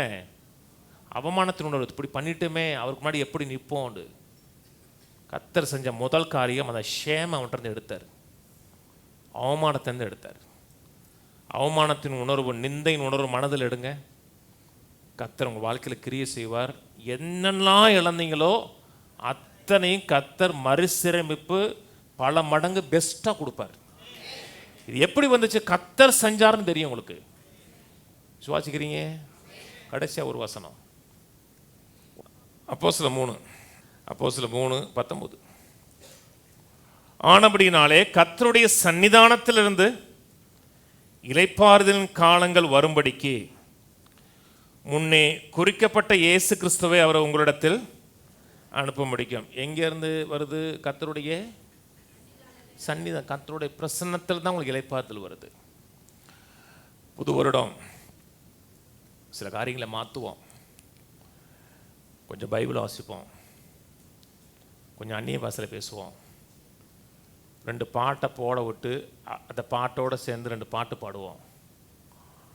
யார் இல்லைன்னா ஒரு டான்ஸாக போடுவோம். செஞ்சு பாருங்கள், உங்கள் ஆவி எப்படி ரெஸ்ட்டுக்குள்ளே போகுதுன்னு பாருங்கள், உங்கள் மனது எப்படி ரெஸ்ட்டுக்குள்ளே போகுதுன்னு பாருங்கள். ஏன்னா ரெஸ்ட்டு எங்கே உண்டாகுதுன்னா கர்த்தருடைய சன்னிதானத்தில் இளைப்பாறுதல் காலங்கள் வரும்படிக்கு முன்னே குறிக்கப்பட்ட இயேசு கிறிஸ்துவை அவர் உங்களிடத்தில் அனுப்பும்படிக்கும் உங்கள் பாவங்கள் நிவர்த்தி செய்யும் பொருட்டு நீங்கள் மனம் திரும்பி குணப்படுங்கள். அடுத்து, உலகத்தோற்றல் முதல் தேவன் தம்முடைய பரிசுத்த தீர்க்கதரிசி எல்லாருடைய வாக்கினாலும் உரைத்தவைகள் எல்லாம் நிறைவேறி தீரும் காலம் வருமளவும் பரலோகம் அவரை கர்த்தர் தன்னுடைய வார்த்தையில என்னெல்லாம் சொன்னாரோ அத்தனையும் நிறைவேறுகிற வரை ஒரு பரலோகத்தில் உட்கார்ந்து இருப்பாருன்னு இருக்கு. பரலோகத்தில் நல்லா கவனிங்க, வாழ்க்கையில் சில வார்த்தை கர்த்தர் வாசம் சொல்லிக்காரா? 1 மணி நேரத்துக்கு முன்னாடி அத்தாங்க சொன்னார். அவர் என்ன சொன்னார்? சொன்னார் இல்லையா? அந்த வார்த்தை நிறைவேறுகிற வரை அவர் கட்டாயம் அமர்ந்திருக்க மாட்டார், செயல்படுவார். அவர் பரலோகத்திலிருந்து இறங்கி வந்துட மாட்டார், இருப்பார். அத்தனையும் செய்து நிறைவேற்றுவார். உங்கள் வாழ்க்கையில் கர்த்தர் சொன்ன ஒரு வார்த்தை கூட தரையில் விழாது, வீணாக போயிடாது.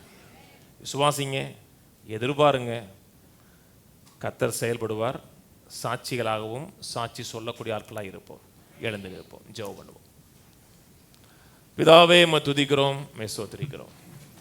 நீர் எங்களுக்கு செய்திருக்க எல்லா விதமான கிருபைகளுக்காக, எல்லா விதமான தயவுகளுக்காக நன்றி.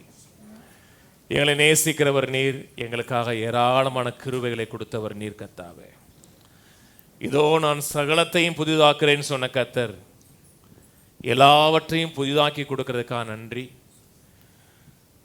பின்னானவைகளை சிந்திக்கவில்லை, கடந்த கால தோல்விகளை, அவமானங்களை சிந்திக்கவில்லை, இழப்புகளை சிந்திக்கவில்லை, அதை யோசிக்கவில்லை. எல்லாவற்றையும் திரும்பி கொடுக்கிறீர் என்பதை நாங்கள் விசுவாசிக்கிறோம்.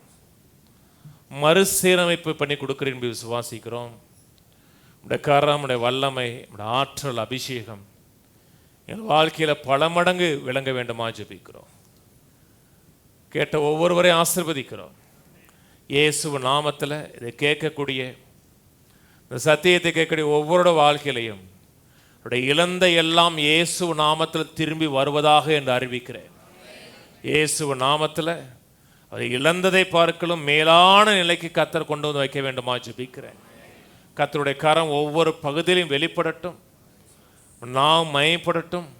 வனாந்திரமான இடத்துல, விளைச்சலே வர முடியாத இடத்துல கர்த்தர் ஆறுகளை, நீர் ஊற்றுகளை ஏற்படுத்தி அங்கே மேய்ச்சல்கள் உண்டாக முடியாக, கனிதரும் விருட்சங்கள் உண்டாக முடியாது செய்யறக்கா நன்றி. கேட்ட ஒவ்வொருவரையும் ஆசீர்வதிக்கிறேன். குடும்பங்களை ஆசீர்வதிக்கிறேன், பிள்ளைகளை ஆசீர்வதிக்கிறேன். எல்லா பகுதியிலும் நிறைவான நம்முடைய வல்லமை, அபிஷேகம் தங்கி இருக்க வேண்டுமா ஜெபிக்கிறேன். கனமும் மகிமையும் துதி உமக்கு உண்டாகட்டும். இயேசு கிறிஸ்துவின் நாமத்தில் பிதாவே, ஆமென். நம்முடைய கர்த்தராகிய இயேசு கிறிஸ்துவுடைய கிருபையும், பிதாவாகிய தேவனுடைய அன்பும், பரிசுத்தாவின் ஐக்கியமும் நம்ம அனைவரோட கூட இன்றைக்கும் என்றைக்கும் கிறிஸ்துவின் மரியை மட்டும் இருப்பதாக. ஆமென். கர்த்தரோட ஆசீர்வதித்து எல்லா தீமைகளுக்கு விலக்கி காக்க கடவர். கர்த்தர் தம்முடைய தயவுள்ள முகத்தை உங்களுக்கு பிரகாசிக்க பண்ணி உங்க மேல் கிருபையாயிருக்க கடவர். கர்த்தர் தம்முடைய முகத்தை உங்களுக்கு பிரசன்னமாக்கி சமாதானம் கட்டளையிட கடவர். கர்த்தரோட ஆசீர்வதித்து ஜீவனோடு, சுகத்தோடு, தீர்காயுசோடு, ஒரு வியாதியும் பலவீனமும் அணுகாமல் 120 ஆண்டுகளுக்கு மேலாக வாழ வைப்பாராக. ஆமென், ஆமென்.